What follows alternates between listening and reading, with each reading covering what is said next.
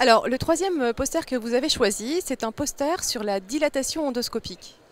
Exactement, donc c'est la dilatation endoscopique, c'est une procédure maintenant de routine, je dirais, chez les patients qui présentent une symptomatologie occlusive, donc qui ont des douleurs abdominales liées à un rétrécissement au niveau de l'intestin. Et avant, on les opérait, puis de par les progrès de l'endoscopie, on a maintenant des techniques de dilatation où on passe un petit ballon dans le canal opérateur qu'on va gonfler, qui permet d'obtenir une dilatation. Alors jusqu'à présent, on a pas mal d'études qui ont été publiées, mais qui sont des études de petits effectifs, avec peu de patients. Et l'avantage de ce travail, c'est qu'il a compilé un bon nombre d'études, ce qui permet d'obtenir un total de 1500 maladies de Crohn, soit un peu plus de 3500 procédures de dilatation endoscopique, donc ce qui nous permet d'avoir des résultats plus robustes sur l'efficacité de ces traitements. Donc ça nous donne des bons résultats à court terme, ça c'était connu.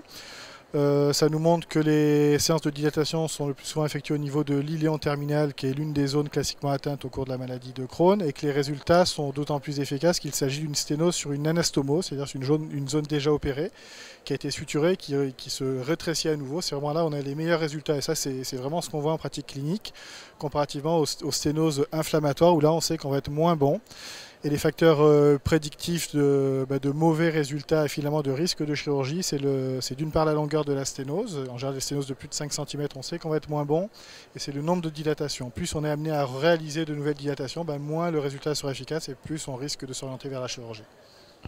Merci beaucoup.